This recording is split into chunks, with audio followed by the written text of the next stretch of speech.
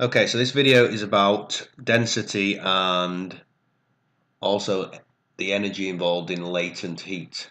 And the first question is relating to density. So you need to know how to calculate the density of what we call a regular object and an irregular object. So for a metal cube, the first thing we need to do is we need to say what density is equal. So density is equal to the mass of an object divided by its volume. So in order to do this practical, we're going to have to find both things. Now, to find the mass of an object, you need to use a balance, and you place the object on the balance and measure the mass in kilograms. So that's how you're going to get the mass of the object. So you place the metal cube on a balance, or you place a small statue on a balance, and you measure the mass in kilograms, or you could measure it in grams. The next thing is we need to do the volume. Now, for a regular object, because it's a cube, all you need to do is measure the length and the depth and the height. So say it is 2 centimeters there, then we're going to do 2 by 2 by 2, and that is going to give you 8 centimeters cubed.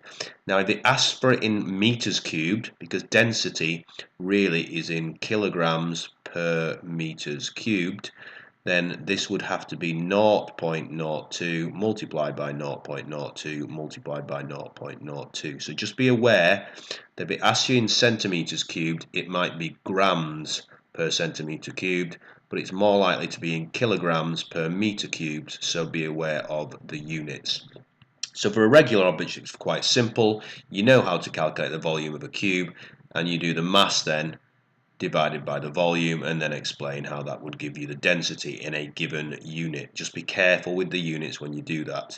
For a small statue, you would need to use some water. So what you would do is you would get a known volume of water, preferably something like a measuring cylinder, and this would have some marks marking the resolution.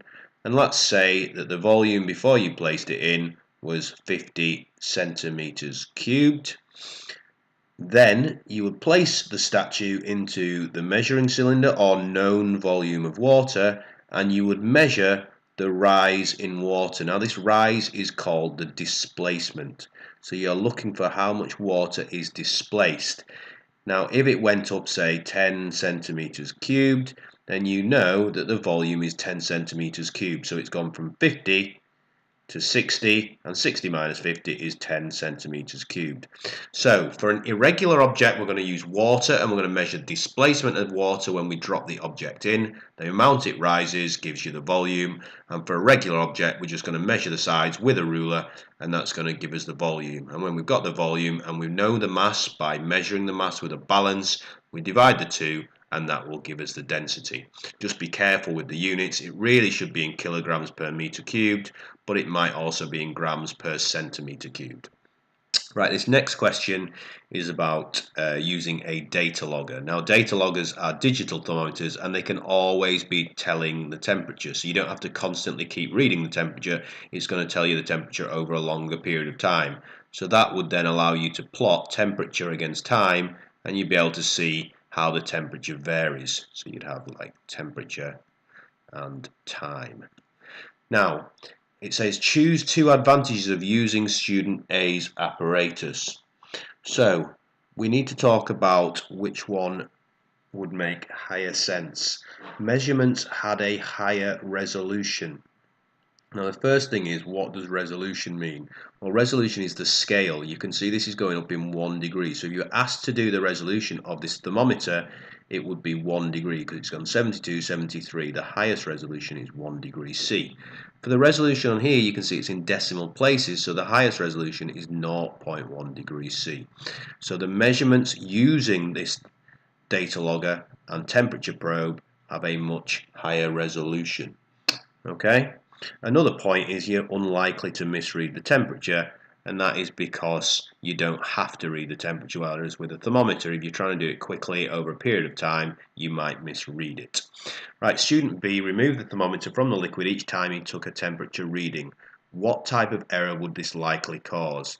Well, this would be a random error. Now, the reason it's a random error is because it's to do with a person. So if it's a person reading something, it's going to be a random error. A systematic error is one that the machine will do over and over again. So no matter what you do, if the instrument you are using is incorrect, it will always produce a systematic error. And a zero error is when you put something on a balance and before you even place something on it to weigh it, it already has a weight. So that is non-zeroed. So that is what a zero error represents. We're going to tick that box for random error. Okay, in this question it's about latent heat, so you need to make sure you're aware of what a straight line represents and what a gradient represents in terms of latent heat. So this is obviously representing a change in temperature. It's gone down from here to this point here. Remember, from here to here is going to represent a state change. So when we get a flat part of a graph, it's a state change, but there is no change in temperature. So this is what we call a latent heat. So latent heat is when we get a state change with no change in temperature. And the first question is asking us what was a decrease, so that's from this point here to this point here. So the change in temperature is going to be 8.4 degrees. Make sure you measure that really accurately. Okay, so it's determining the time taken for the stearic acid to change from a liquid to a solid. So I said this is our state change, this range here. So it's those difference in that point.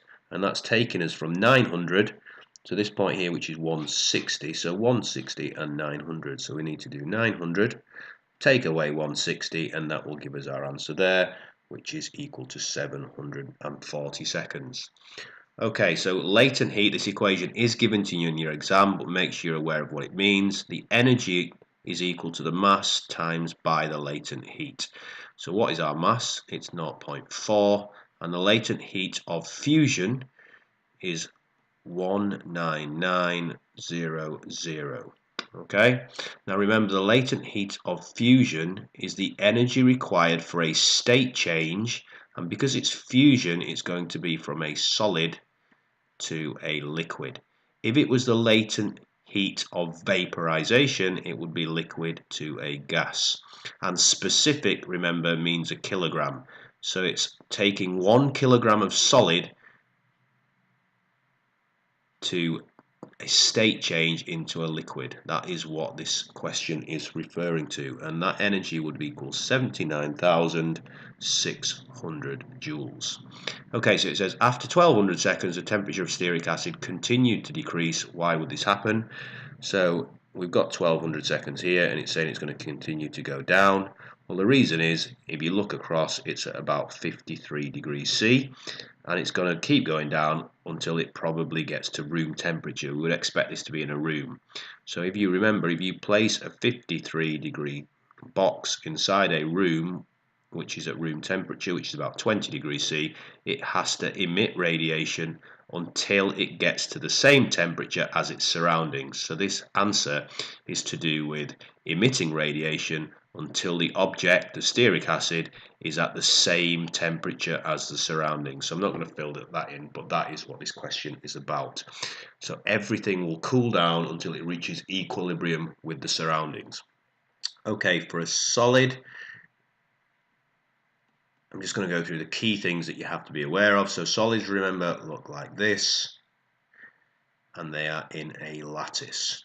So we say the particles are in a lattice, they are close together.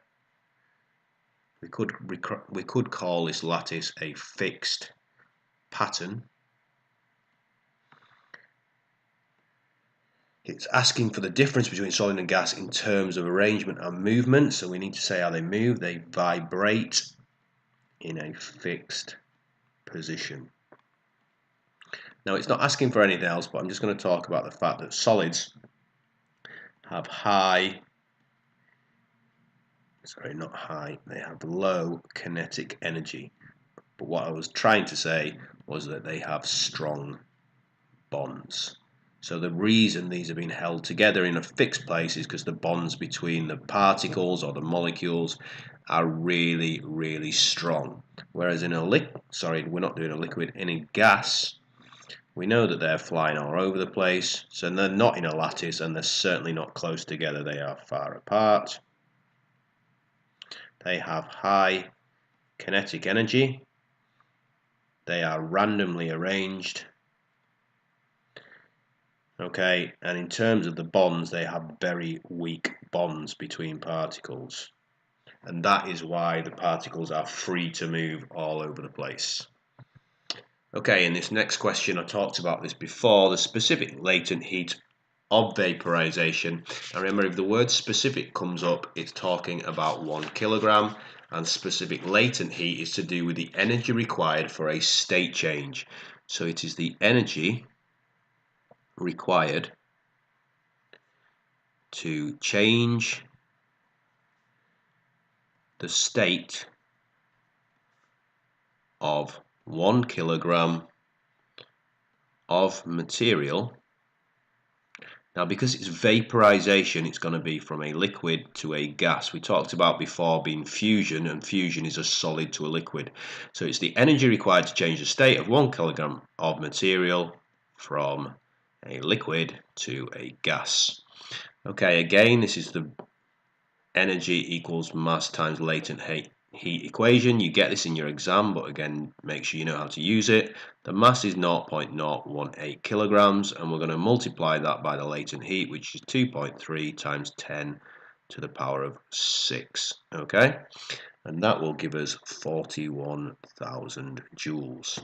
Right, this is the graph that is very likely to come up on your exam, and you need to understand what the graph is showing. So, as I said before, when we get a straight line, a flat part of a graph, it means that we are having a state change.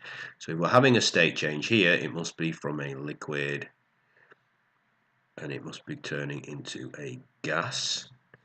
Here, we've got the liquid, and a solid must be turning into a liquid. So what have we got here? We've got a temperature change.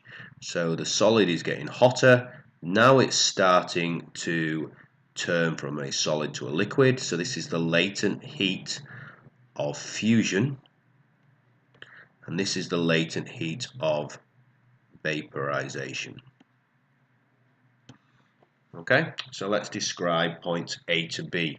Right, points A to B, there is clearly going to be a state change, and that state changes from a solid to a liquid. Okay, now be careful with this as well, because that's only going to get you 1 mark. You also need to talk about the idea of what's happening to the temperature. So remember, with latent heat there is a state change, but there is no increase in temperature. So there's no increase in temperature, but there is a change in state. So the internal energy of the material is increasing. In terms of B to C, here we've got a temperature increase, but no state change. The next important thing is we need to say the temperature. So it's gone from minus 40 degrees C, so let's be specific, to 360 degrees C. Now what's happening, it's starting to turn into a gas, so that means that 360 degrees C must be the boiling point. Okay, so let's put as much information as possible. That way we're more likely to get the mark. Right, so it's asking us to describe the movement of particles of helium gas inside the balloon. So this is showing gas pressure, and we know that gas move randomly in all directions. Okay, and because the particles are moving randomly in all directions, they're also moving at different speeds as well. So this would be to do with the amount of collisions that take place. The more collisions, the faster the particles would move. Okay, what name is given to the total kinetic energy, so the total kinetic energy and potential energy of all the particles in this? So we call the whole system the internal energy.